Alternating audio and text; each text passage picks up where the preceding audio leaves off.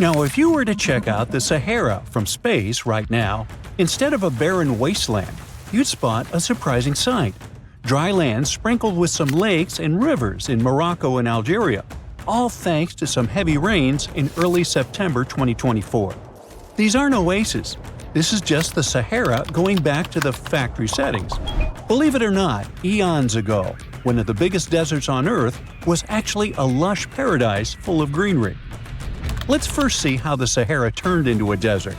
During the last ice age, Earth was much colder, and big ice sheets covered a lot of the land. At that time, the Sahara Desert was significantly bigger than it is today, and on our planet there were fewer tropical forests, and the cooler temperatures changed how rain was distributed in the tropics. Now, normally, warm air rises in the tropics, which helps create rain. Since it was colder during the Ice Age, this system got, messed up, and less rain fell in some areas. This caused more dry and desert-like conditions in places that are usually wetter. There was also a lot of dust blowing around in the Sahara Desert, which scientists found in old ocean sediments. But about 12,500 years ago, something surprising happened. The dust levels went way down. This meant that the Sahara got a lot wetter, which is a sign that the climate suddenly warmed up for a while before cooling down again.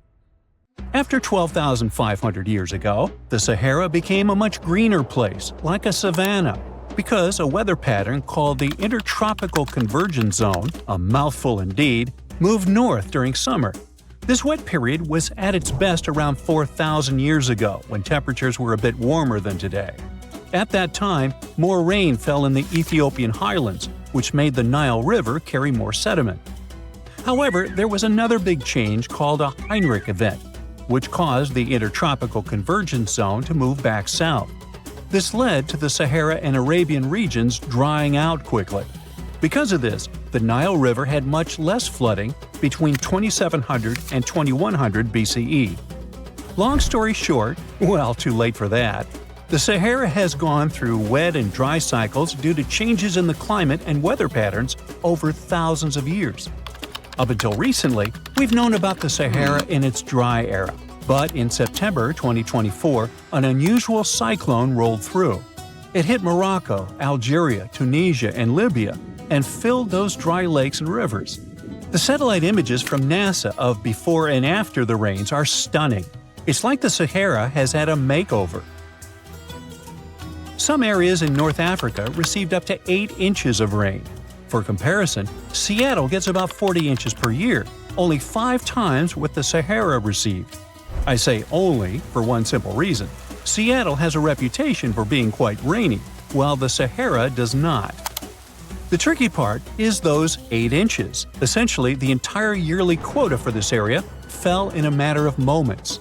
So, in a way, it might have felt rainier in the Sahara than in Seattle.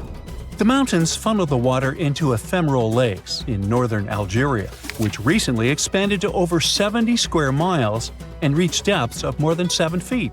That's enough water to sustain it for a year. So what exactly are these ephemeral lakes?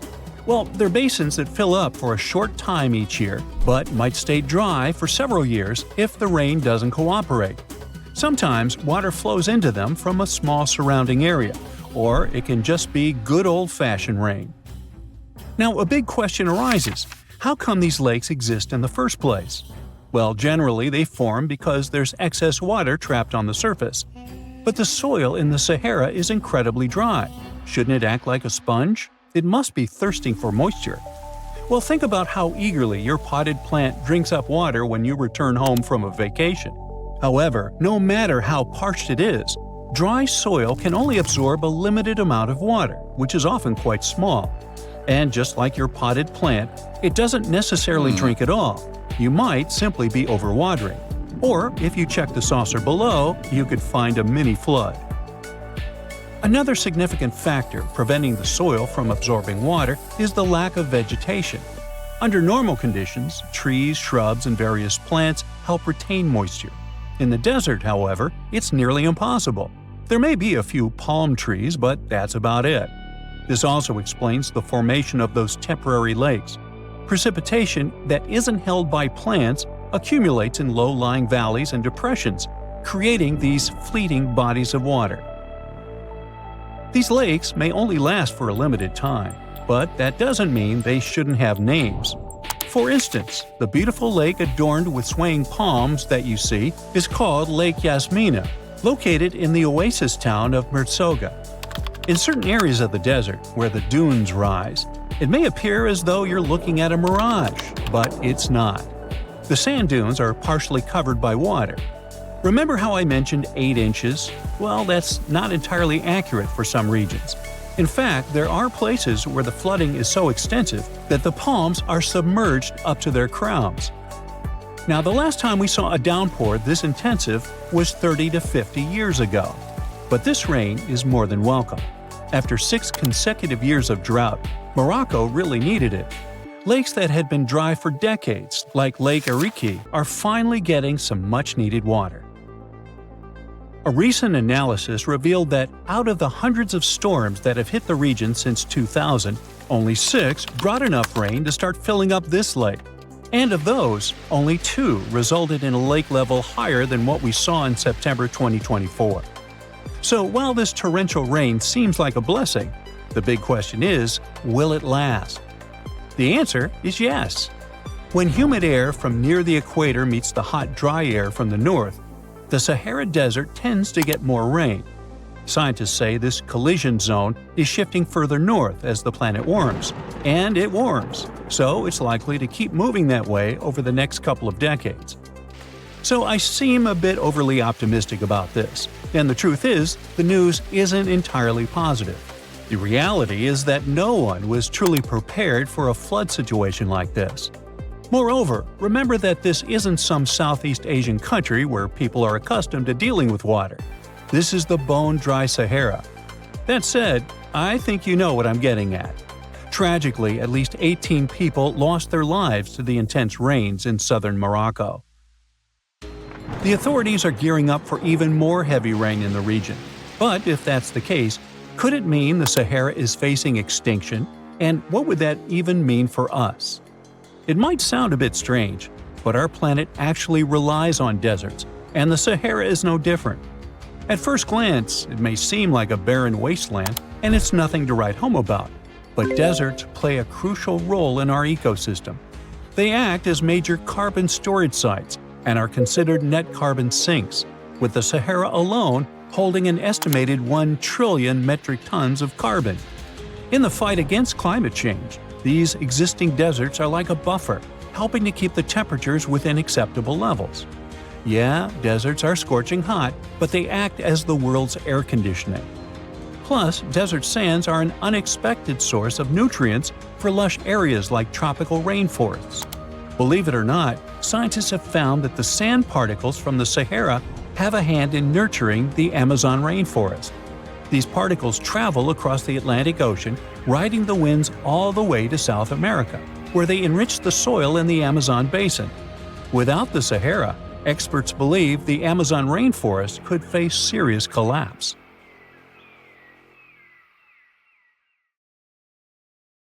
When you think of an epic desert scene with blazing sun, endless dunes, and those magical little oases, you probably picture the legendary Sahara, right? But what if I tell you that 11,000 years ago, this vast expanse of hot sand looked totally different than it does today? Yeah, I don't know, I wasn't around then. But I'm told that back then, what we now call a desert was a lush paradise, brimming with lakes, rivers, grassy plains, and even woodsy forests. So, where did all this water go? There are many stories about the distant past of our planet when deserts were covered with jungles and forests. And then something happened, like changing climates or colossal earthquakes, and it all turned green lands into dunes. But how about a theory that Sahara became a desert because of humans and goats? The Sahara has seen its fair share of wet and dry drama throughout the ages, mostly thanks to little shifts in Earth's orbital tilt, causing variations in how much solar radiation hits the atmosphere.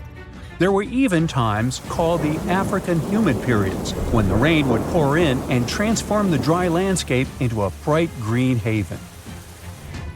But between 8,000 and 4,500 years ago, something really funky happened to this region.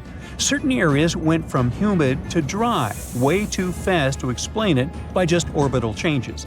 In the blink of an eye, the lush Sahara turned into the Sahara we know today. Now, if you ask scientists why it happened, they will tell you, "Oh, it's just poor parameterization of the data." Bet you didn't get it, did you? What? Well, right, let me translate it from scientific to common human. It means they really don't know the answer themselves, and they got a bunch of missing puzzle pieces. But as scientists sifted through ancient dirt and pollen samples, they spotted a quirky trend. Wherever there were pastoralists, also known as humans with their domesticated animals, the plant life seemed to shift. It was as if every time humans and their furry friends meandered through the greenery, they turned it into scrub and desert right behind them. Oops. Yep, chances are that by overgrazing, humans were sapping moisture out of the atmosphere, since plants give off moisture, which helps make clouds, and making things even sunnier, leading to a quicker end of the humid vibes. Plus, our ancestors may have been getting a little too cozy with fire for land management, further speeding up the desert takeover. Anyway, scientists are sure that this lush Sahara would have turned back into desert eventually, even if humans hadn't shown up, thanks to Earth's natural rhythms. So there's no need to pin this abrupt change solely on humans. It could simply be about nature getting feedback from vegetation and dust cycles. It's difficult to determine what caused these changes, as it's all interconnected. During the last humid period, the Sahara was filled with hunter-gatherers. As things got a little drier, they started herding animals for food. The weather pushed people to herd cattle. It's also possible that grazing sped up the landscape degradation. So, which came first, the chicken or the egg? Or in this case, the human or the cow? It's tough to tell with the evidence we have now. Now today, it's safe to say that water is no longer that big of a problem in the Sahara, even though it's a huge desert and the times of lush forests there are long gone. But technology's got us covered. For example, the Nubian Sandstone Aquifer System, the biggest underground water stash on the planet.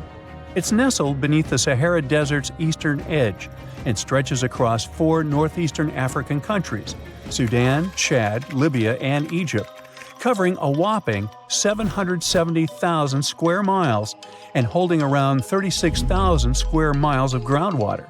Just look at the pipes transported when it was being built. It's the world's largest irrigation project. No wonder it's feasible to thrive in the Sahara today. But imagine thriving in the Sahara Desert with just one water source. Sounds like a tough gig, right? But the ancient Garamantes did just that, surviving and even thriving for nearly 1,000 years without monsoons or rivers flowing to their desert paradise. These clever folks were the trendsetters of urban life in the sands, and even the Romans couldn't help but notice their genius. While many thought they were just desert-dwelling savages, the Garamantes were busy building an empire in one of the toughest climates on Earth. But how did they do that? Well, they got crafty and dug a whole bunch of underground tunnels to tap into a massive sandstone aquifer.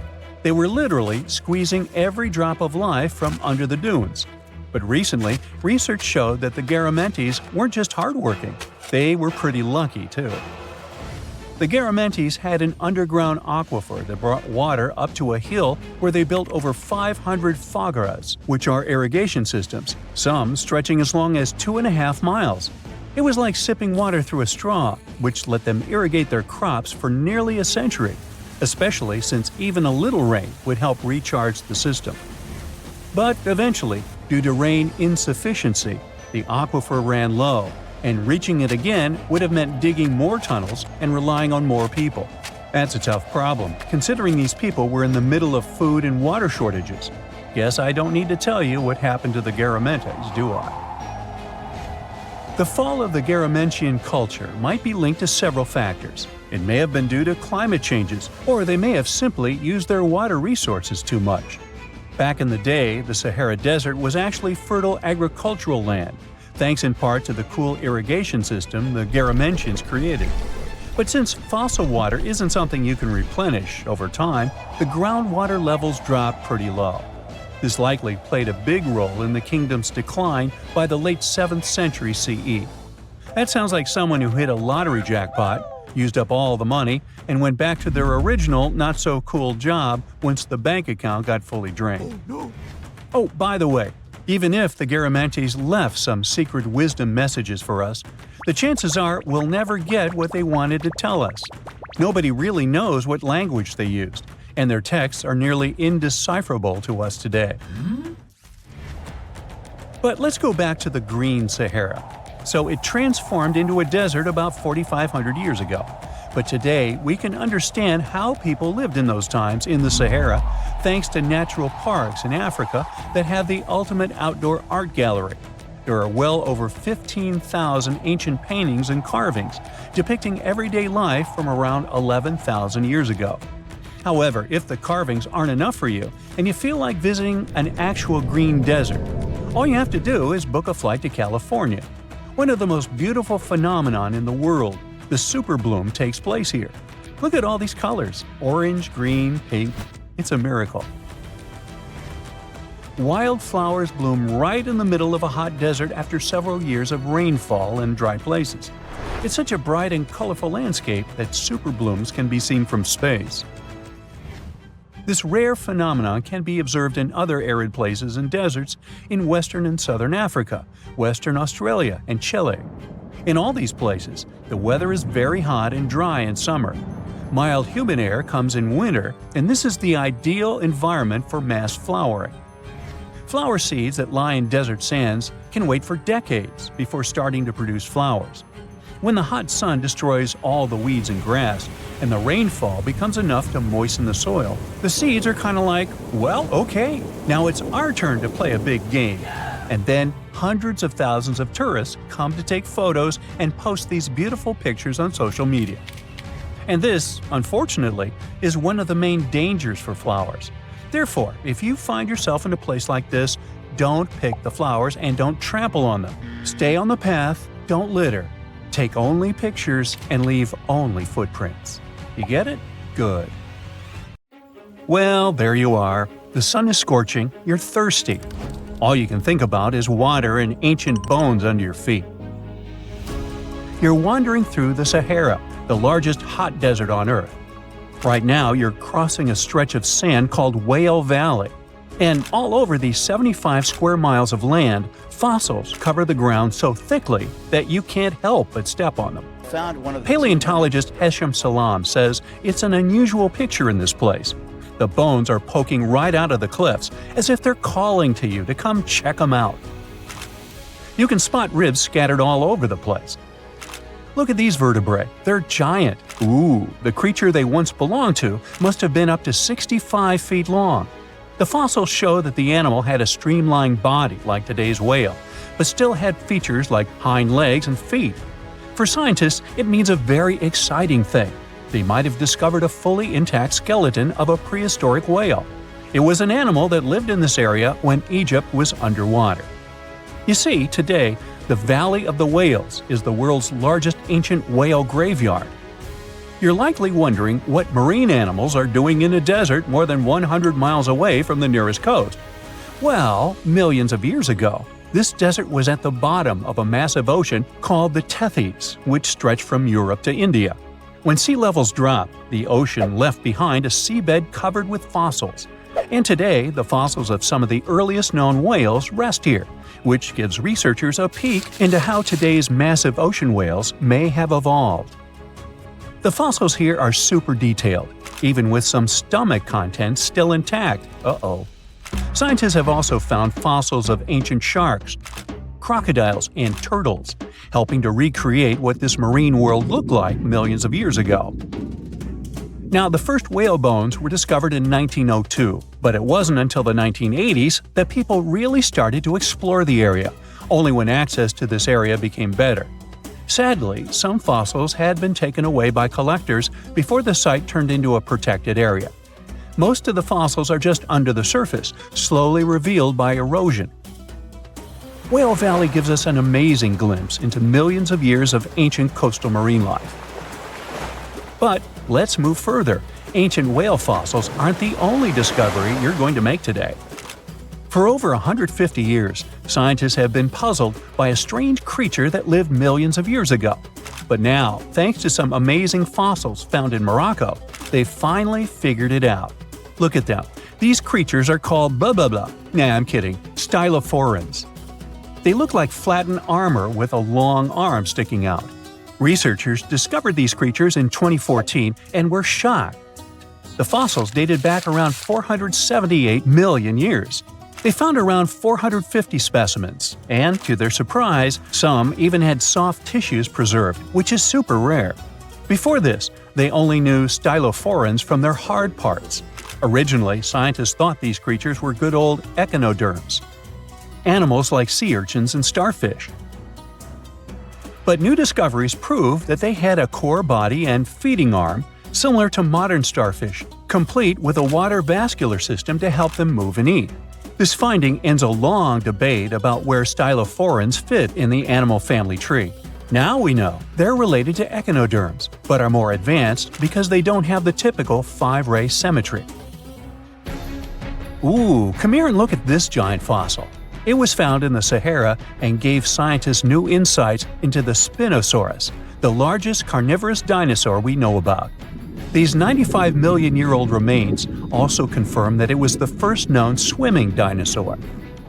The Spinosaurus had flat paddle-like feet and nostrils on the top of its crocodile-like head, perfect for staying underwater. It was a pretty weird dinosaur with a long neck, trunk, tail, and a 7-foot sail on its back, so it must have spent a lot of time in the water. At over 50 feet long, Spinosaurus might have been even larger than T-Rex. The first Spinosaurus remains were discovered about 100 years ago in Egypt, but only this new fossil, found in Morocco, helped scientists reconstruct this dinosaur for the first time. Researchers paid attention to the creature's shorter hind limbs and wide claws. These features point to adaptations for life in the water. Its snout and dense bones also suggest it was a swimmer, while its spiked tail likely attracted mates. Hey, good looking, come here often? And here's another astonishing find made in Tunisia, the remains of Machimosaurus rex. Now, so far it's believed to be the biggest crocodile ever. This ancient croc was about 32 feet long and weighed around 66,000 pounds. It was a top predator around 130 million years ago, and its skull was over 5 feet long. Now, this discovery is a big deal because it shows that these crocs stuck around longer than we thought. Before this, scientists believed that they disappeared during a minor extinction event between the Jurassic and Cretaceous periods. Now, let's go back to the fact that the Sahara was once underwater, and some of the largest sea creatures ever lived there. A study published in the Bulletin of the American Museum of Natural History speaks about an ancient body of water called the Trans-Saharan Seaway. It existed between 150 million years ago, covering parts of Western Africa. Scientists spent 2 decades trying to recreate this prehistoric underwater world. They found it was warm and shallow, home to some pretty terrifying creatures, including 5-foot-long catfish and 40-foot-long sea snakes. Yikes! The seaway was cut off from larger oceans for long stretches, which may have helped these predators grow larger because resources were always available. It's a classic case of evolution at work, leading to what scientists call gigantism in isolated environments. But all that water didn't just disappear with no trace. Under the sands of the Sahara, scientists have discovered a massive ancient lake, which they're calling a mega-lake. Makes sense? This lake formed around 250,000 years ago when the Nile River flooded the eastern Sahara. At its biggest, this lake covered over 42,000 square miles. It's about half as big as Kansas. They also found evidence of a smaller lake, 93 miles west of the Nile, at a slightly lower level and covering 18,600 square miles. All of this adds to growing evidence that once, North Africa had many lakes that might have created migration routes, helping early humans move across the continent. Now, in the Sahara, you can find not only fossils of bizarre animals. In May 2020, some weird rocks with greenish crystals were discovered in a sandy region in southern Algeria's Sahara Desert. When scientists checked them out, they found out these rocks weren't from Earth. They were actually pieces of a meteorite called Erg-Czech 002. This meteorite is super old, like the oldest volcanic rock ever found. It melted ages ago in the fiery heart of an ancient protoplanet that no longer exists. Researchers had recently published a study in Nature Communications, revealing that they have analyzed lead and uranium isotopes in Erg-Czech 002 and found out it's more than 4.5 billion years old. Another cool discovery made in the Sahara is quite unexpected. A few years ago, scientists found what they think are the world's oldest colors, and they're bright pink. These pigments were uncovered from rocks that are around 1.1 billion years old in the Sahara Desert. The colors came from microscopic organisms, as animals didn't exist back then. The discovery was made by a PhD student who crushed the ancient rocks and analyzed the pigments. These pink pigments are actually ancient chlorophyll from photosynthetic organisms that lived in an ocean that's long gone.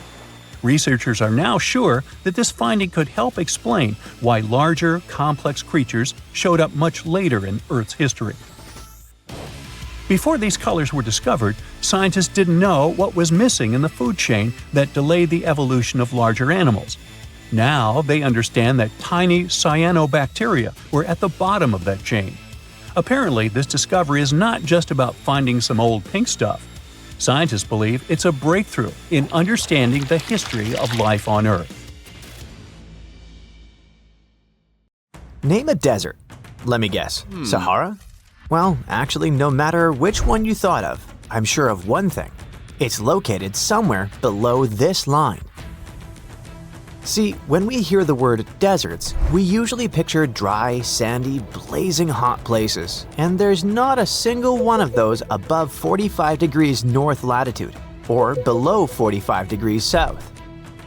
In the south, that kind of makes sense. I mean, if you leave out Antarctica, there's not a whole lot of land down there. But things are different above 45 degrees north. There are tons of land. Countries like Canada, France, the United Kingdom, and a bunch of others. And still, not a single desert. Actually, not a hot desert. Most of the major hot deserts are up in the northern hemisphere, near the tropics of Cancer and Capricorn. And the hottest ones are usually found between 15 and 30 degrees north or south of the equator. Just like the Sahara, where average high temperatures can reach up to 104 degrees Fahrenheit. Together, hot deserts cover almost 15% of the Earth's land area. But if our planet is packed with them, why doesn't a single one appear above this line? I mean, the 45 degrees north latitude. I'll explain. Let's divide Earth into 5 main zones. The polar regions are located at both ends, north and south. Right here, we have the 2 temperate zones. And finally, right in the middle of the globe is the tropical zone. Now, the line we're talking about sits in a temperate zone, in a colder area. Because the farther you go away from the equator, the colder it gets. Actually, the average annual temperature drops about 1.2 degrees Fahrenheit for every degree of latitude you move north in the northern hemisphere. And cold weather is the main reason hot deserts don't form above this line. It turns out that as you move farther north from the equator, the sun's rays hit the Earth at a more slanted angle. That spreads the solar energy over a larger area, which means less heat is concentrated in one spot. Basically, these regions just don't get as hot. And it's one of the reasons why countries like Finland are much colder than Colombia, for example. Another reason temperatures are lower in this zone has to do with something called albedo.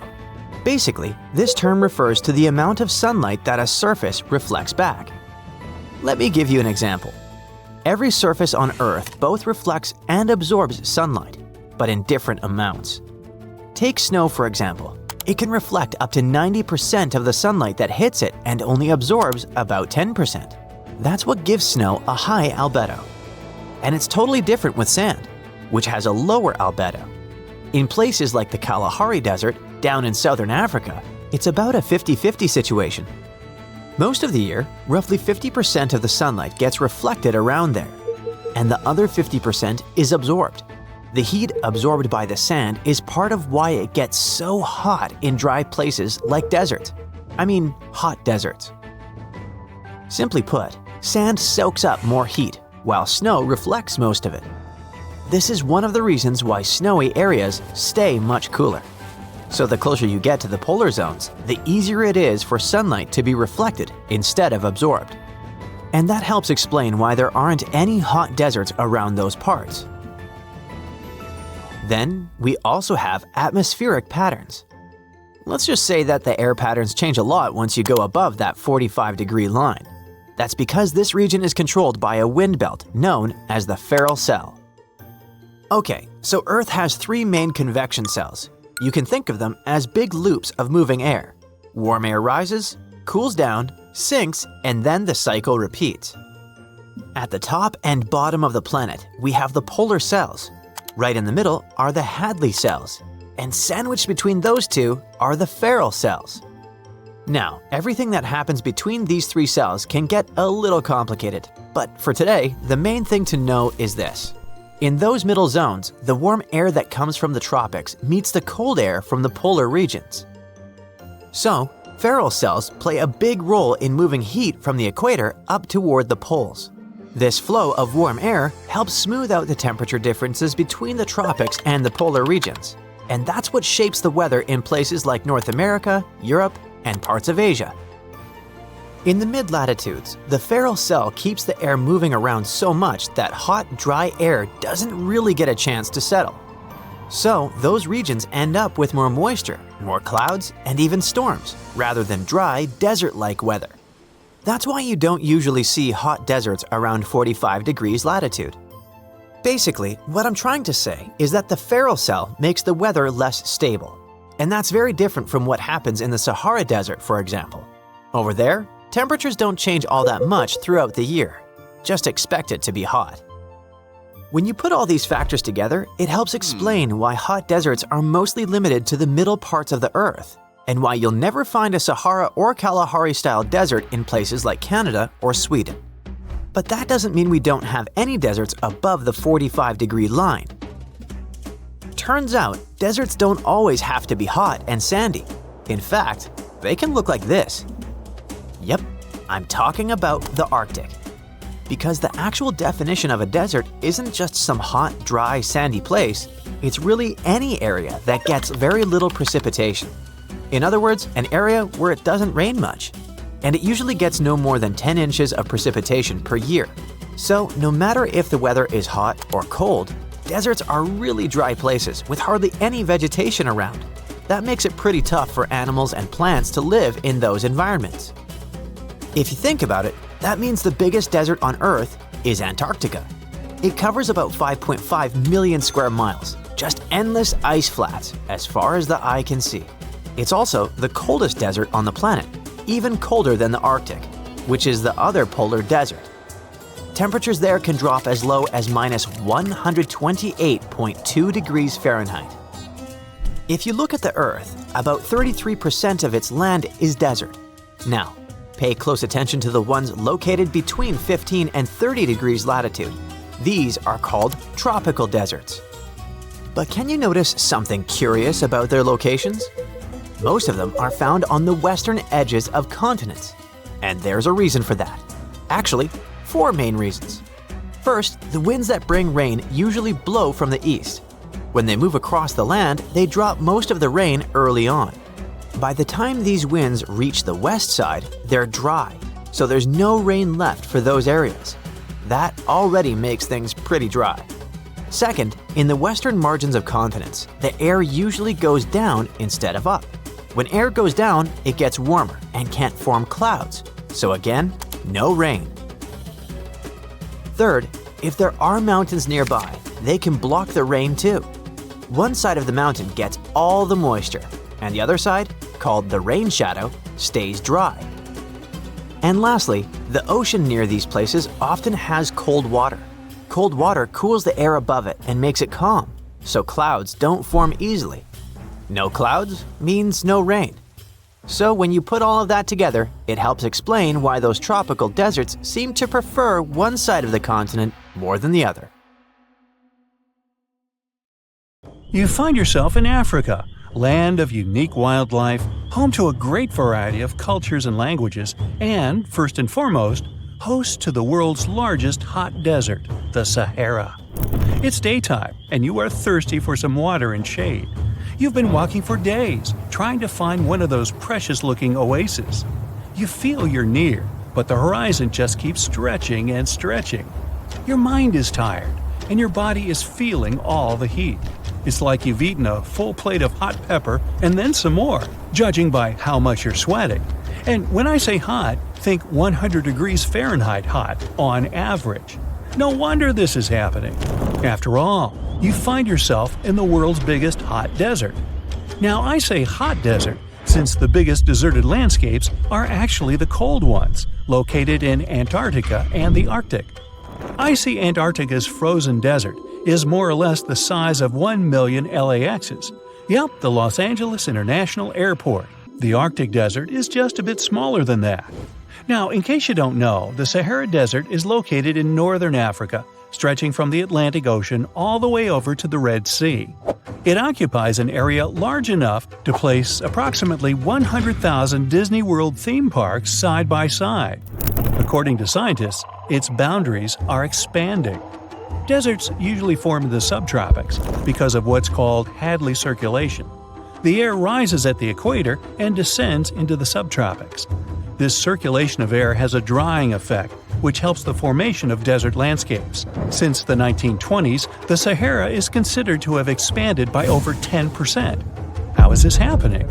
Well, let's start from the beginning. You probably know the Sahara Desert as one of the most inhospitable places on Earth today. Just FYI, for a place to be considered a desert, it has to receive less than 4 inches of rain per year. Due to the very small precipitation index, deserts are usually dry and arid places. There is little humidity in the air, and daytime temperatures can go as high as 130 degrees Fahrenheit. Usually, there isn't that much animal and plant life because of the lack of water. But in the Sahara's case, it wasn't always like that. It may be difficult to imagine northern Africa without the tons of sand it has today. But about 20,000 years ago, the Sahara was actually one big oasis. Recent discoveries show clear evidence of what the scientists now call the Green Sahara. In the mid-1800s, a German explorer crossing the Sahara encountered some paintings and engravings that nomad artists had left behind. What he saw in those paintings looked nothing like his actual surroundings. Instead of an arid landscape with only camels and desert vegetation, the rock paintings depicted jungle animals like giraffes and hippos. There were even images of livestock and grazing animals such as cattle and sheep, something that seems impossible for modern-day Sahara. Artists usually draw what they see around them, so this finding really intrigued the German explorer. The drawings were so detailed that the artists must have had close contact with those animals. You can find this rock art spread out in the northern part of the African continent, from western Sahara to Saudi Arabia. Geologists soon took a keen interest in this and found the first clues to what this could mean. They have been able to confirm that, in fact, northern Africa was once much wetter. They found evidence from nearby deep-sea sediment off the coast of Mauritania. Sampled cores of underwater sand and mud, known as Saharan dust flux, show geologists that, indeed, a green Sahara was possible. The more dust is blowing off of the desert and into the bottom of the ocean, the drier the climate in the region. The sediment cores show that there was much less dust, only half as much, coming off northern Africa during the humid period. This period has to do with Earth's natural cycles. Normally, the Earth rotates at a tilt of 23.5 degrees, but this angle is not consistent and changes over time. Earth's tilt is responsible for the amount of sunlight each hemisphere receives. It affects several ecosystem functions on the planet. During the time of the Green Sahara, the Earth received between 4 and 8% more sunlight than it does today. So when the Earth tilted about 20,000 years ago, the northern hemisphere received more direct sunlight, which affected humidity levels in the region. As the northern hemisphere got warmer, this affected monsoon activity, more specifically the West African monsoon.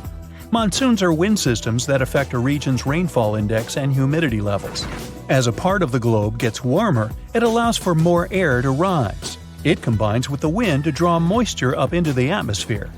Little by little, northern Africa also became wetter.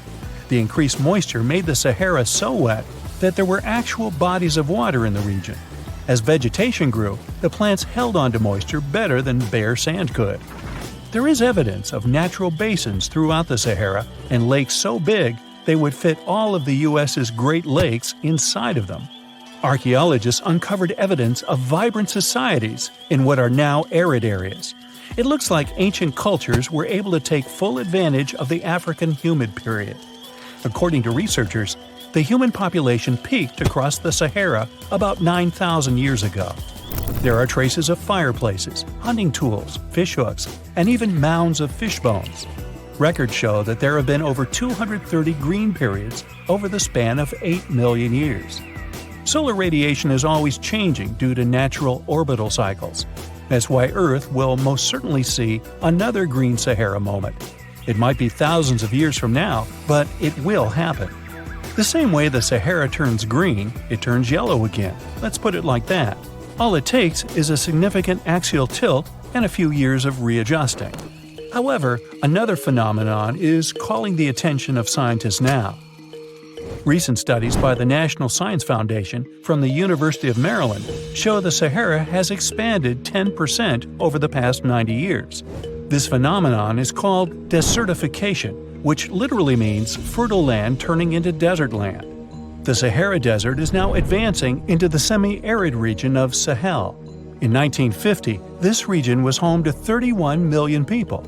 Today, its population is over 100 million people. This rapid population growth has largely contributed to the Sahara's expansion. Farmers that were once nomads began settling down. Land usage grew more intense, aiding in weakening the soil. The demand for food has caused an overcropping of the land, so even more of it is turning into the desert now. The study also shows that natural climate cycles can affect rainfall in the Sahara and the Sahel. Scientists affirm that all deserts fluctuate, not only the Sahara. A desert's boundary may expand in the dry winter and contract during the wetter summer. South of the Sahara lies the Chad Basin. It is a natural body of water that now serves as an indicator of the Sahara's expansion. The Chad Basin is located in the region where the Sahara is advancing southward. An atmospheric and ocean expert from the University of Maryland explains that rainfall has reduced greatly in the entire region. Due to reduced rainfalls, there is less water across the entire basin, and even Chad Lake is drying out. Just like the Sahara, the Atacama Desert in Chile, deemed the world's driest, is also expanding. It is located north of the city of Santiago, and its southern border is expanding toward the Chilean capital. Because the climate is getting drier and drier here, the city of Santiago risks turning into an arid or semi-arid region itself. The once fertile valleys of local rivers that lived on agriculture and livestock for many generations are losing their revenues as Chilean land is turning into a desert. Since 2010, Santiago has received only a third of its annual rainfall. Outside of the city, farmers are digging holes in search of blue gold, or simply put, water. The situation here is very similar to that of Sahel. So tell me this, were you as surprised as I was to find out what has been happening in the Sahara region? Feel free to share in the comments below. So the Sahara Desert is so big that it covers 8% of the world's territory. It's bigger than the USA or China. Surprisingly, the Sahara is not the largest desert in the world. It is the third largest, behind Antarctica and the Arctic. But it is definitely the hottest one. Temperatures there reach 136 degrees Fahrenheit. This place has some of the most incredible sand dunes you've ever seen, towering up to 1,476 feet. But here's the kicker. There's a real risk that these dunes might continue to spread until they cover the entire world. Surprisingly, the influence of the Sahara Desert extends far beyond its borders. Its dust, carried by powerful winds, makes its way to the UK and across the European continent, particularly in winter. This dust, settling on the ground where it rains, is a familiar sight to those in the UK, often leaving a red residue on cars. This connection between the Sahara, England, and Europe serves as a stark reminder of the global reach of environmental phenomena. You might think this is not a big deal, but it could turn Europe into a desert, leaving its soil infertile and Europeans with no food. Soil is a fundamental aspect of human existence, just as crucial as clean water and air. Without it, we're left with nothing but a bleak and barren landscape. The Sahara Desert has already made its jump across the Mediterranean Sea, which is concerning and could change the landscape forever. 1/5 of Spain has already turned into a desert. The next victim is Italy, which also faces the problem of desertification. In fact, almost all European countries have the same issue. According to an expert, the land that has not changed for nearly 2,000 years will become mostly rock, and people living on this land will be gone. 60% of the soil in Moldova is gone, and the problem has expanded beyond the Black Sea. It has reached China and Mongolia, thousands of miles away from the Sahara Desert. All of this causes losses of $4 billion a year. The threat is so significant that even the UN has gathered the necessary resources to solve the problem as soon as possible. Italy is sending help to Africa to stop the Sahara Desert from expanding. If this process does not stop in the next 10 years, millions will be forced to leave their homes. The Sahara Desert is growing for approximately 30 miles per decade. You do the math and see how long it will take to cover Europe. Since 1920, the Sahara has expanded by around 10%. But not all hope is lost because more than 172 countries have joined to put a stop to the desertification of the world. The World Food Program is a project that aims to help bring back green land that was once present in the Sahara. When they told people who called the Sahara home what they were about to do, the latter basically laughed in their faces and said it was impossible. But when you have a specific goal in mind, the impossible becomes possible. If we traveled back around 5,000 years into the past, we would see a beautiful forest with lush green trees and grass. Africa's climate has been changing for 21,000 years, from fantastic greenery to uninhabitable deserts. This has to do with Earth's rotation and the monsoons that bring water to this dry continent. But with the help of scientists and some clever tricks, we can bring the greenery back and stop the Sahara in its tracks. The Senegal River serves as a border between the Sahara Desert, Senegal City, and Mauritania. When you look at this area from space, you'll see how the desert is expanding to Senegal because the vegetation along the riverbank is almost non-existent. Forests can serve as a barrier, stopping the sand from getting blown away and the desert from expanding. An effort to create a great green wall is being made, and how they do it is actually quite impressive. Nothing has been growing in the currently restored area for more than 40 years, making locals find other places to call home.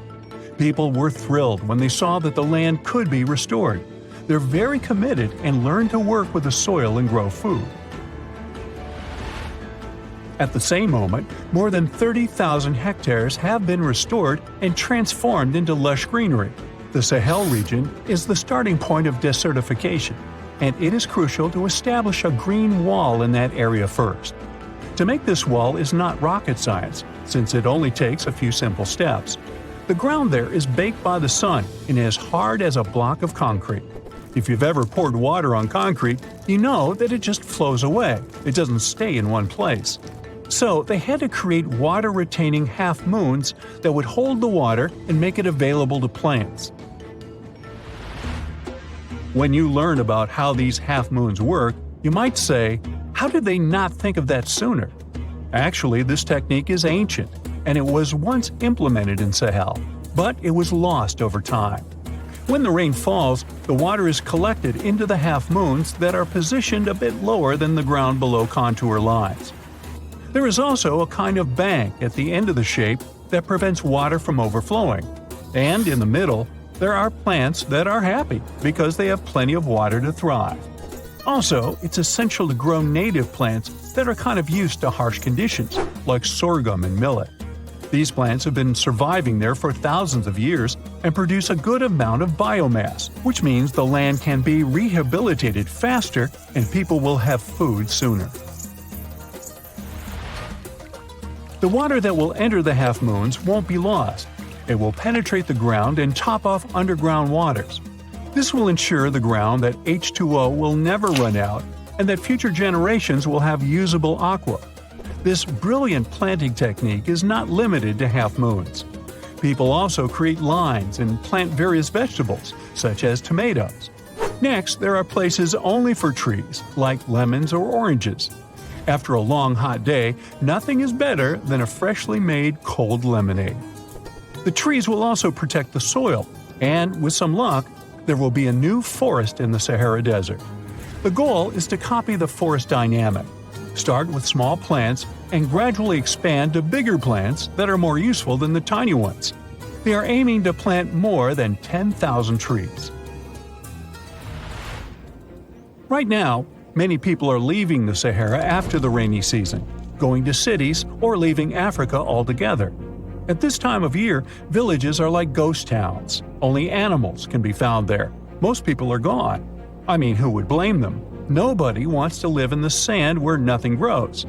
Luckily, with all this new, old technology being developed, many people are slowly but surely returning to their land and starting to work in agriculture. The best thing is that there are no brutal winters, so plants grow 12 months a year, and people can always have food. People are becoming more social because now everybody stays in their villages and doesn't travel much. If this project works out, Africa will be saved, and the world won't turn into a giant desert. We've all heard of the Sahara. Sure you have. It's the largest hot desert on the planet. A sea of sand covering an area larger than the contiguous United States. But have you ever wondered what lies beneath the sand dunes? To answer this question, we must travel deep into the past of our blue planet. Up until some 6,000 years ago, the Sahara was grassland. Humans were around at this time, not me, spreading agriculture around the planet. In the north of Africa, the color green dominated. Plenty of rainfall meant that there were lakes, rivers, pastures, and even forests. A completely different image of the Sahara from the barren landscape of today. But then the climate started to shift. The region became parched, and the vegetation started disappearing. The wind did the rest. It took away the fine sediment after there were no plant roots to hold the ground together. Give it a couple thousands of years, and you get a familiar image of the Sahara. Sand and rocks stretching as far as the eye can see. But when it comes to volume, only a quarter of the Sahara is actually sand. The yellow sands of the Sahara are just one part of the story. The desert has many other features, such as gravel plains, salt flats, and plateaus. Makes you think if we understand the word desert correctly. For people who study such terrains, geologists, there is only one condition for defining a desert: precipitation. If an area gets little or no rain, then it's considered a desert. The Sahara certainly fits the bill. Its average annual rainfall is just 3 inches. Compare that to the nearly 45 inches a year in New York. When we look at precipitation, this sandy desert is only the third largest in the world. Number 1 and 2 are Antarctica and the Arctic. They are larger than the Sahara by millions of square miles. It sounds odd, but there is more than one type of desert. The first two are polar deserts, while the Sahara is a subtropical desert. But the difference in air temperature are staggering. In Antarctica's interior, temperatures plummet to minus 76 degrees Fahrenheit. Compare that to the highest temperature on record in the Sahara of 136 degrees Fahrenheit. But this desert has a cool side. At night, the temperature is roughly the same as the average yearly temperature in Denmark. This hot and cold roller coaster makes it hard to choose the right outfit when venturing into the Sahara. And what about the sand? How deep is it actually? The depth varies between 70 and 140 feet. That's not too deep. If you put the Statue of Liberty in a tall dune, half of it would still stick out of the sand. Its vast amounts in the Sahara were created by aeolian processes, that's Greek for wind. Over time, it blows and shapes the surface of the Earth. In dry areas with sparse vegetation, winds erode the ground much faster. That's what happened in North Africa. Under all that sand is the bedrock and cracked clay. If you started digging, you would find the same everywhere on the planet, with one important difference. There is some type of soil covering the bedrock. This is not the case in the Sahara. Because of the arid climate and a lack of vegetation, sand covers the ground below. Over the course of thousands of years, a lot of interesting finds ended up in the desert sand. For example, there are petrified tree trunks. These are essentially preserved prehistoric trees. They date back to the time when the region was lush green. In some places, the trees of this fossilized forest are at least 65 feet tall. The wood is so well preserved that you can still see the texture and knots. There are even fossilized pine cones. In 1992, scientists found glass fragments in eastern Sahara. These canary yellow glass shards were scattered across hundreds of miles. They didn't belong to an ancient civilization, although ancient Egyptians used them to make jewelry. In fact, the breastplate of King Tut had a beautiful scarab beetle centerpiece made from this desert glass. For a long time, scientists were puzzled about the true origins of these fragments. They finally concluded that the glass was around 29 million years old. It is an impact tape. If that sounds like it has something to do with the word impact, you are correct. These rocks are formed when a meteorite hits the surface of the Earth. This generates a lot of heat. Scientists estimate that the temperature needed to melt this mineral was close to 3,000 degrees Fahrenheit. Apart from the regular fine-grained sand, we also have melted sand in the Sahara. But the desert conceals other unlikely artifacts. Shark teeth are a common find in Morocco, which sits in the western part of the Sahara. What are the fossilized teeth of these marine predators doing in the middle of the desert? This part of the world looked entirely different millions of years ago. There was a sea cutting right through what is now a desert. The Trans-Saharan Seaway ran the length of present-day Algeria and Mali. It was around 165 feet deep. That was enough for all sorts of aquatic animals to inhabit it. Large catfish, sea snakes, and of course sharks lived in the area. British archaeologists even unearthed a turtle shell in Mali in the 1980s. For centuries, there was even an entire city hidden under the desert. Timgad was a Roman outpost constructed by the Emperor Trajan around the year 100 in the current era. For various reasons, its residents abandoned it around the year 700. The sands of the Sahara soon engulfed the city. It had remained hidden for nearly 1,000 years. Then, in the 1700s, a Scottish explorer started digging out the city. His team first uncovered a sandstone triumphal arch 40 feet high, similar to the ones we can see in Rome and Paris today. An amphitheater soon popped out of the sand, and it was followed by well-preserved statues of Roman emperors. The Scotsman's find was so impressive that no one believed him at first. It took 2 more centuries for archaeologists to fully excavate the city during the 1950s. The site covers a surface as large as 10 polo fields. The ruins reveal the full mastery of Roman city planning. All the streets meet at a right angle in what is known as an orthogonal grid. You can find the same layout in modern cities such as New York. Historians estimate that during its heyday, 10,000 people called Timgad home.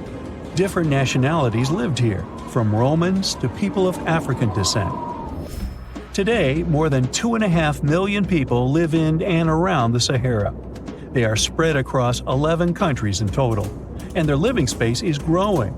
The desert is 10% larger than it was just a century ago. This process doesn't involve sand pouring out of the Sahara. The ecosystems on the edges of the desert simply change over time. The wind blows the soil away and vegetation dwindles. The perfect conditions for the formation of a desert landscape. These changes are happening in the Sahel, a region south of the Sahara Desert. That's why the African countries have recently come together for a project called the Great Green Wall.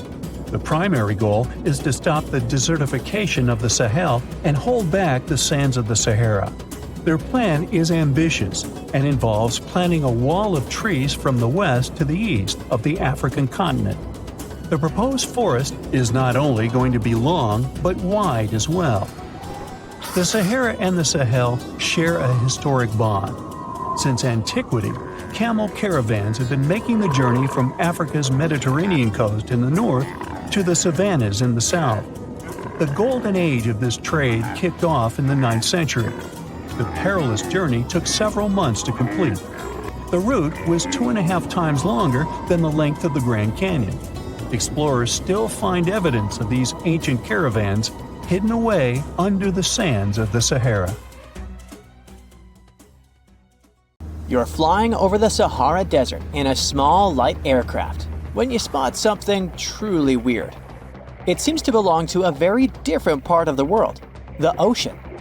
But what ocean can be huge enough for this monstrous sea star to dwell there? You descend and realize that it's not a sea star. It's a towering dune with a pretty unique shape, and it's not alone. From afar, these magnificent sand structures look a bit like pyramids. They have pointed tops and radiating arms. Called star dunes, they're the most complex and largest desert dunes in the world. They're the tallest of their kind, but that's not the coolest thing about them. Researchers have found similar formations on Mars and even on one of Saturn's moons, Titan. Star dunes aren't super rare, but they're especially widespread in southeastern Morocco near the border with Algeria. That's where you're flying at the moment, and the breathtaking dune you're marveling at is Lella Lalia, probably the most famous of them all, a giant 330 feet tall. Scientists believe that it formed in less than 1,000 years. How about doing some research to find out more about these unusual formations? There, I see a great spot for landing. Star dunes got their name because of their multi-armed shapes. They form in areas where winds change direction throughout the year. But even though you can find them in different places on our planet, there is just one confirmed star dune in the rock record, the collective record of Earth's development reflected in preserved rocks.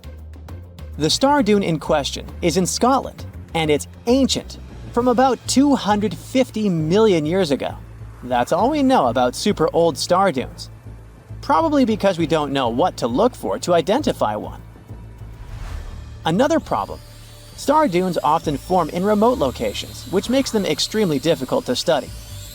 Imagine reaching the nearest settlement, then somehow traveling who knows how many miles to the dune itself, and then slogging up several hundred feet of shifting sand. I'll pass. But you can go since you've already landed, and the dune is right here in front of you. Currently, you're in a dune field called Erg Shabi. Lucky for you, this area has long become a popular tourist stop.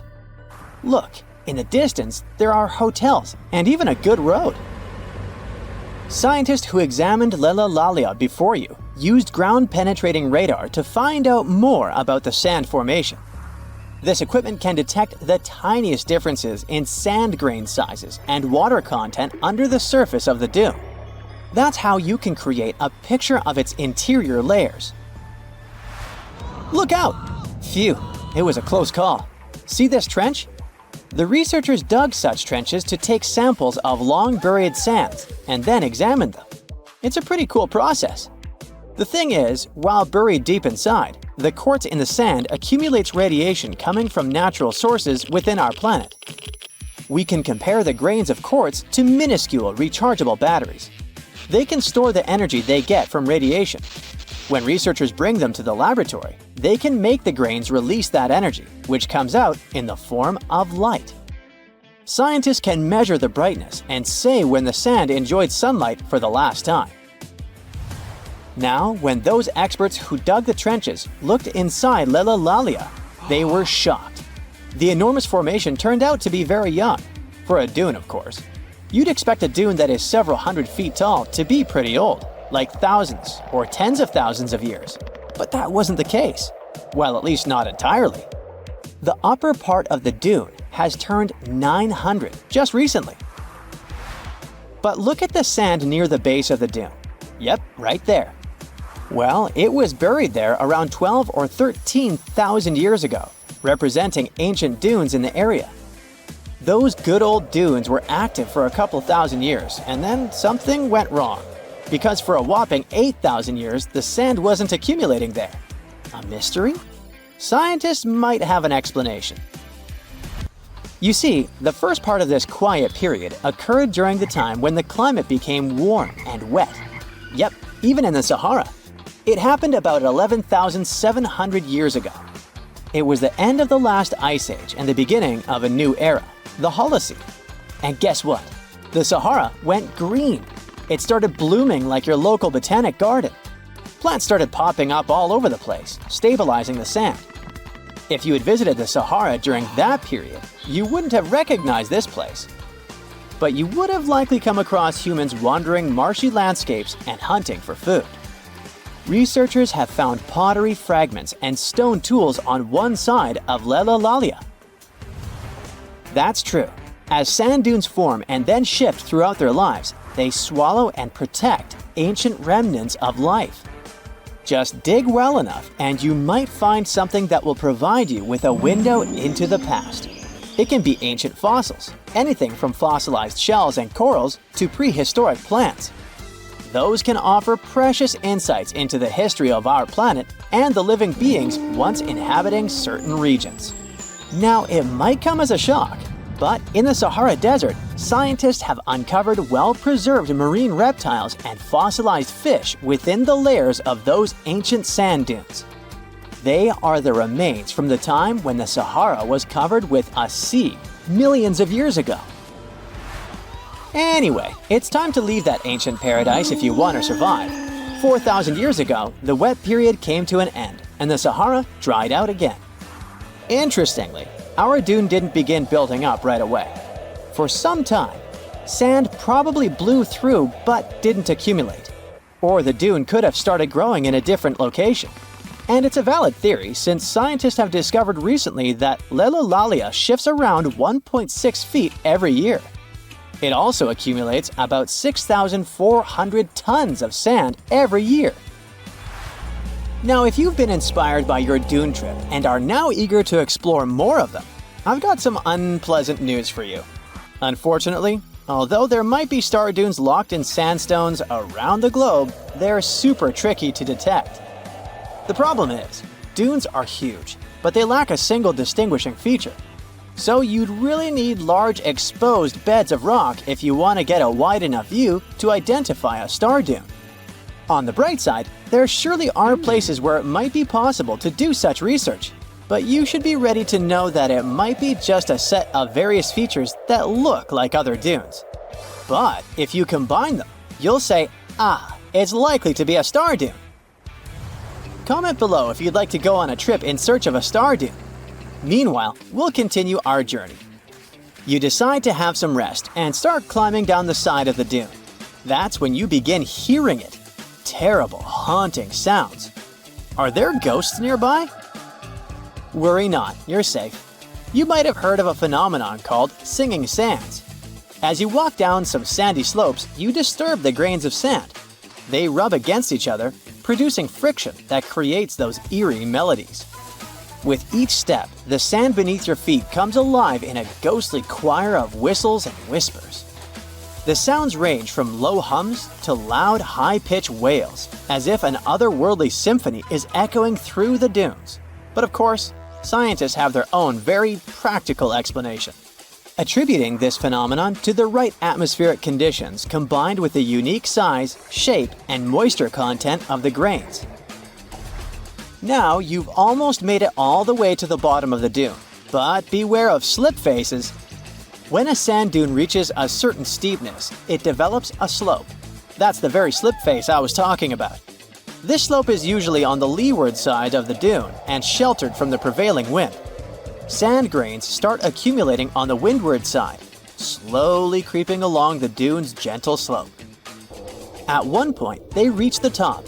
Gravity takes over and they start sliding down, triggering a cascading effect.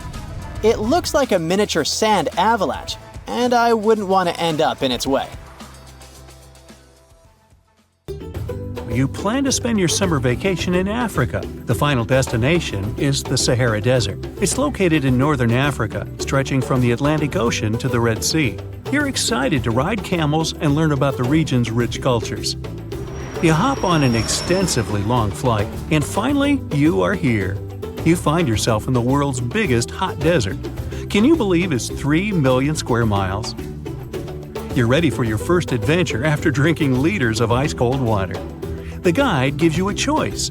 You can spend 2 weeks visiting a collection of oases, or you can help them solve an ongoing local mystery. Deep into the desert, near this Algerian town, lies a mystery begging to be solved. A collection of huge, spotted circles in the sand. There are dozens of them, stretching for miles in a straight line. The circles were first identified via Google Earth images several years ago. People have debated them for years, but no one seems to know the answer. The strange thing is that they are so many miles away from any towns, roads, or human activity. The quickest way to discover the truth behind the circles is asking questions. You grab your notebook and set out to talk to locals. Everyone is helpful in this scenario: geographers, anthropologists, elders, and historians. The first person you talk to is a map expert. You need to understand if those circles were authentic or a satellite glitch. You end up interviewing the people who take Google Earth satellite pictures. The circles are really there. They appear in multiple pictures from many years. Then, let's understand why they are there in the first place. After 2 days of interviews, you have your first lead. The circles could be the result of oil activity. Experts explained why this would make sense. Algeria is a rich area for natural resources, so this would be a sensible guess. Usually, to find out if there is anything worth extracting, companies would undertake seismic surveys. Seismic surveys are a way of analyzing the Earth's surface by sending shock waves into the ground. Depending on how these waves bounce back, you'll know what is located there. A special vehicle could have marked the soil that way. So, did we unravel the mystery? Not quite so. As you know, the Sahara Desert is one of the driest areas on the planet. The average high temperatures in summer are over 104 degrees Fahrenheit. To survive there, people need to find ways of accessing water. So, these circles could be a kind of ruin or leftovers from ancient water wells. Again, I'd say this is a sensible guess. Ready for some fact-checking? Some anthropologists agree that these circles could be ancient fogueras. Foguera is the name of a 2,500-year-old style of irrigation system, usually found in northern Africa. It is also known as a qanat in other places in northern Africa. Locals would dig a deep well at an elevated point, deep enough to tap into underground water. They would then dig parallel shafts at regular distances. Then they would dig an underground channel that connected the city to the well. Solely with the help of gravity, water would run from the well to the city. This traditional technology provided water for crops, livestock, and humans. Now, let's say these wells made human-made oases possible.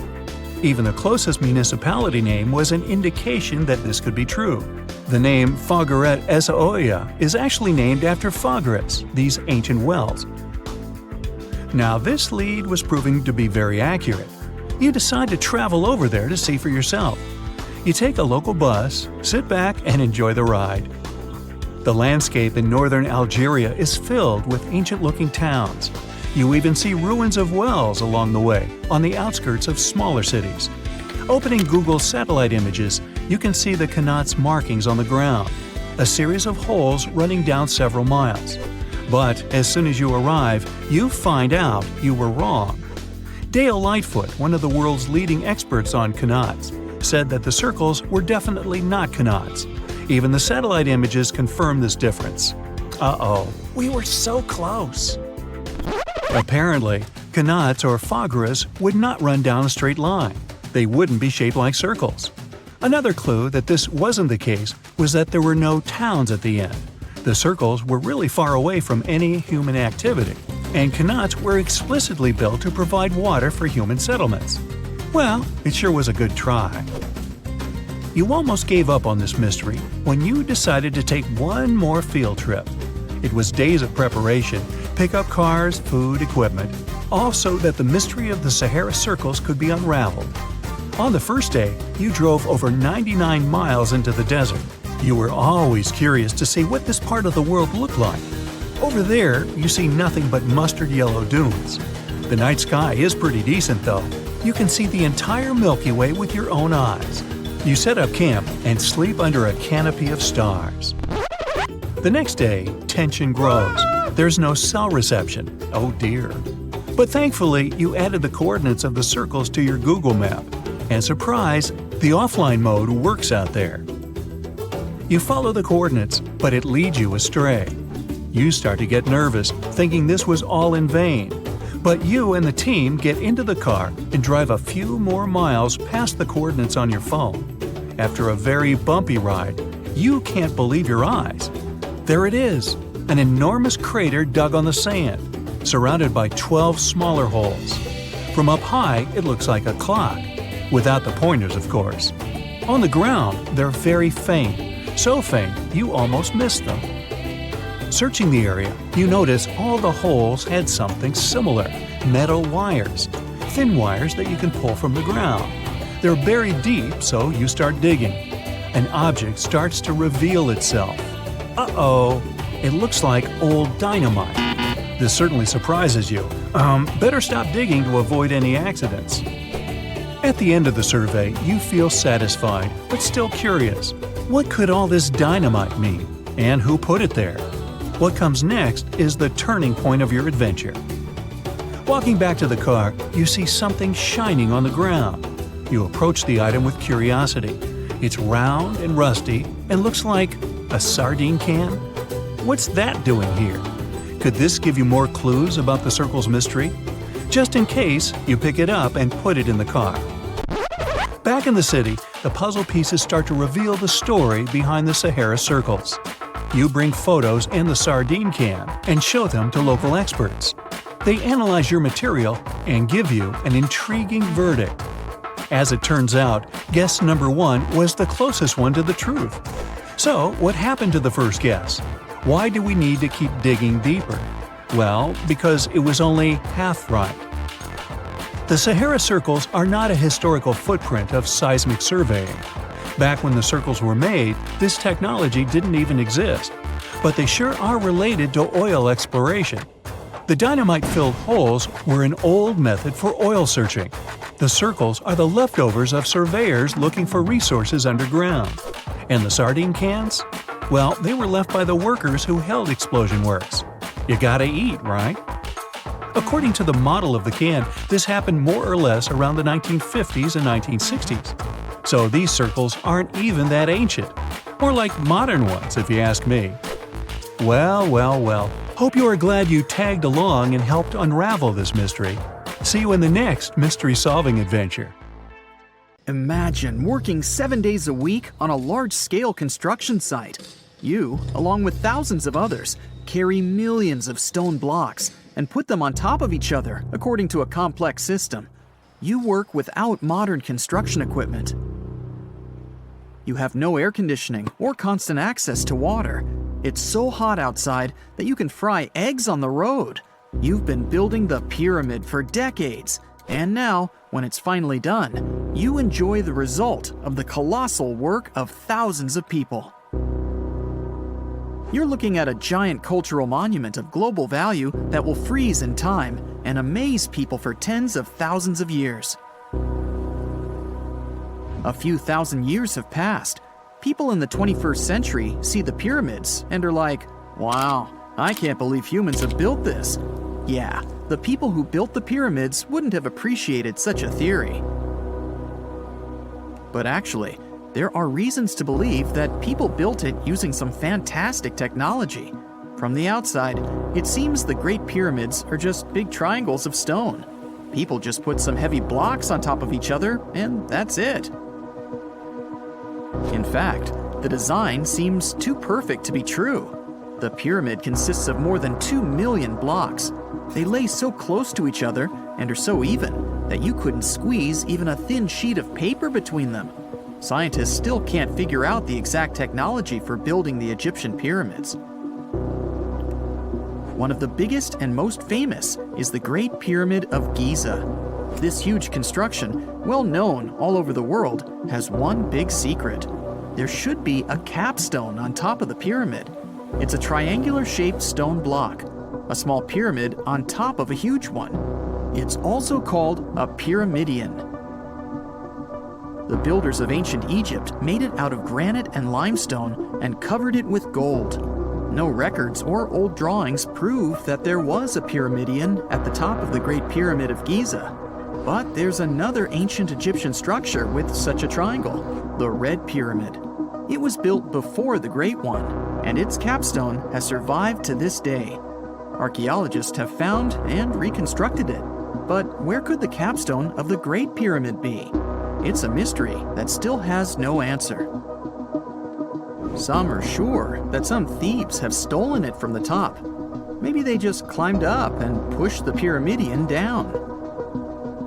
It makes perfect sense. The capstone was probably the most valuable element of the pyramid. Many scientists and archaeologists still don't know its exact purpose. Some believe that this peak covered with gold glorified the pharaohs. The capstone reflected moonlight at night and illuminated the entire space around it. During the day, the capstone reflected sunlight with its shiny surface. You could have noticed it from afar. The top of the pyramid was a kind of guiding star for lost travelers. All other stone blocks of the pyramid consist of limestone. People polish them to make them look shiny. In the past, they were even glowing and reflected light. You could see glowing pyramids from space, although they looked like tiny lights. Over thousands of years, winds, sandstorms, and rains have changed the pyramid's appearance. If people had taken care of them all this time, they would have looked like something out of science fiction movies, or the pyramids from Las Vegas. But unfortunately, we will never see their original appearance. Some archaeologists and scientists believe that the capstone could absorb the sun's energy and distribute it evenly throughout the pyramid. No one knows precisely why the Egyptians needed this technology. There's a theory the pyramids are ancient energy systems. The pharaohs applied this energy to use some unique technologies that were more advanced than all the achievements of the 21st century. And the triangular shape of the pyramids was ideal for boosting this electromagnetic energy. In theory, solar radiation, or electromagnetic forces, accumulated at the top of the pyramid, filled the inner rooms, and then went down the walls to the base. Any surface distortion could prevent the flow from spreading, so they had to create a perfectly smooth surface. That's why they installed the blocks so that nobody could squeeze a needle or razor blade between them. Many people believe in this theory because they built the pyramids from limestone. This material can hold energy inside itself. In the inner part, they created granite deposits to cause air ionization, that is, to create an electric charge. They also dug channels under the pyramid for water to transmit electricity. And at the top, they put a gold capstone, the best conductor of electricity. So, this is how you get a great power generator. Different cultures used similar technologies to create electricity all over the world. But these are all theories. If it had been working, humanity would have used these technologies today. There are mentions of the metal industry, chemistry, engineering, physics, mathematics, and astronomy in some ancient records. Most scientists don't believe in all these things. We know the detailed stages of the technology's development in different cultures. In the 21st century, scientists, historians, and anthropologists can track the evolution of all modern devices. If people had created some technological inventions in ancient times, the history of the world would have looked different. Perhaps all the achievements of antiquity could have been wiped off the face of the earth by global cataclysms, and it can happen to us. Just imagine how people would dig up a laptop in 5,000 years. Perhaps they wouldn't understand what kind of device it is. Another Egyptian wonder surrounded by mystery is the statue of the Sphinx. The Egyptians carved it out of a single massive piece of limestone about 4.5 thousand years ago. But scientists still don't know the exact date of its construction or who built it.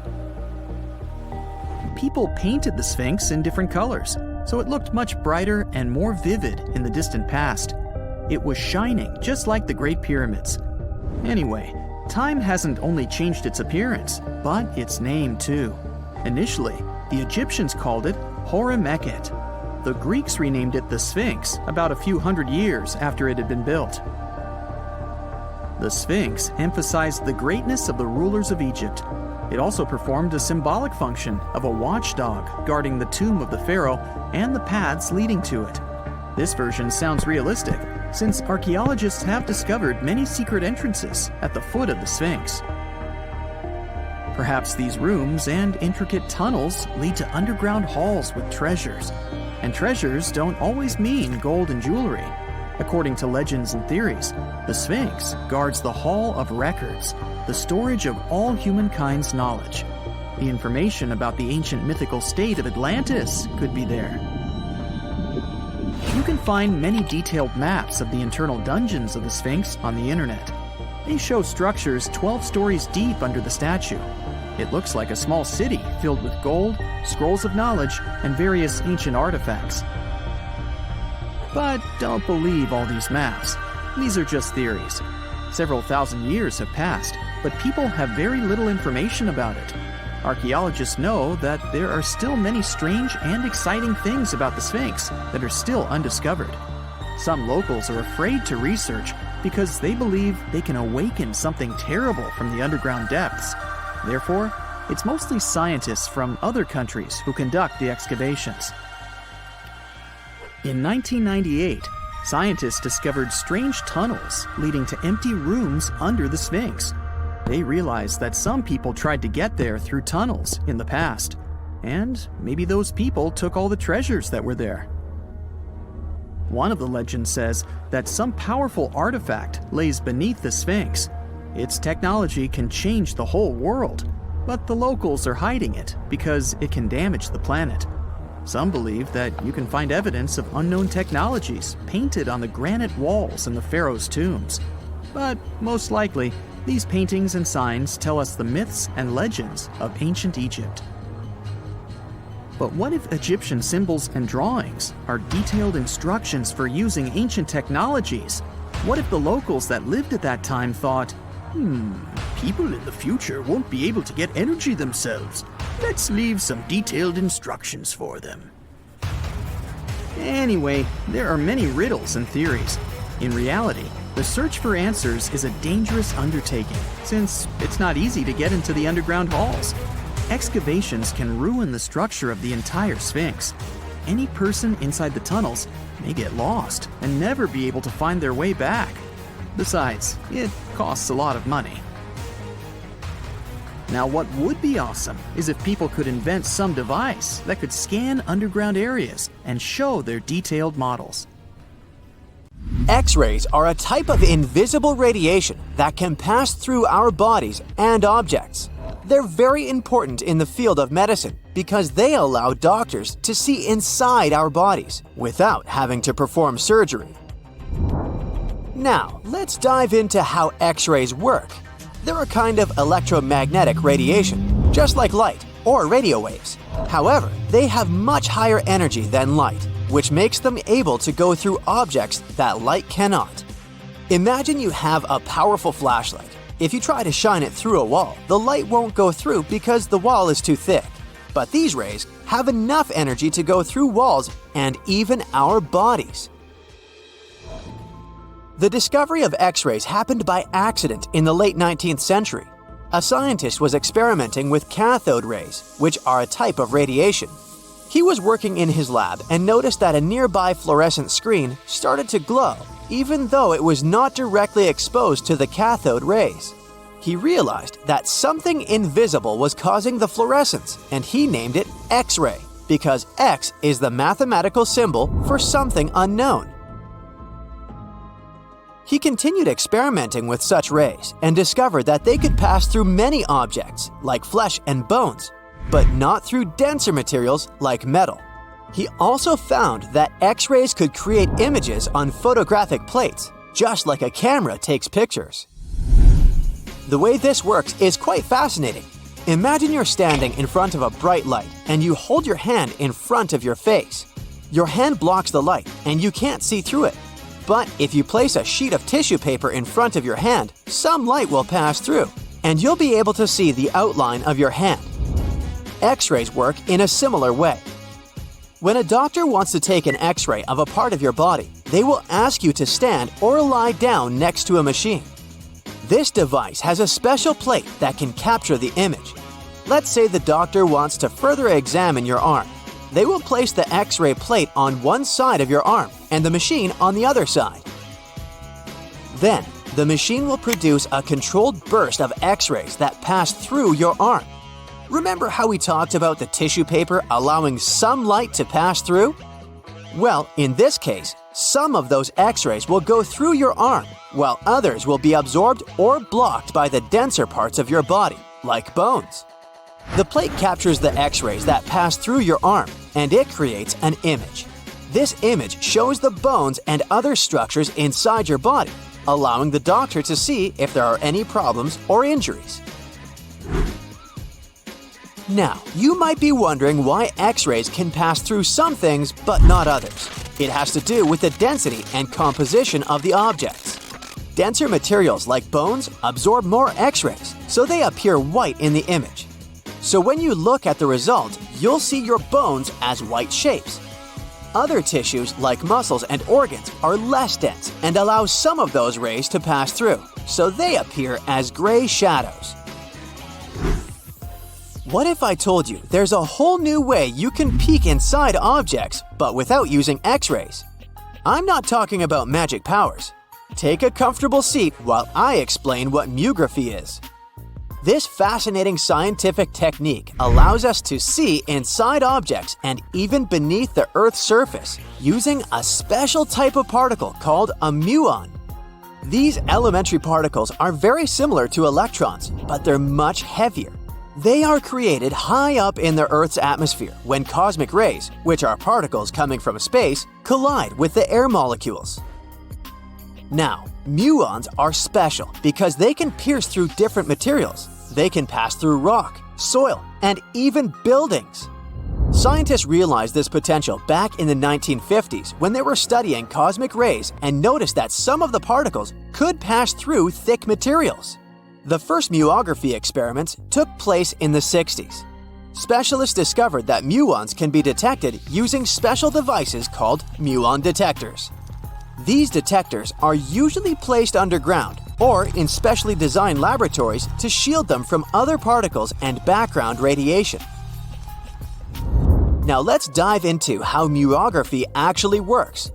Imagine you have a large object, like a pyramid, a mountain, or even an ancient statue, and you want to see what's inside without damaging it.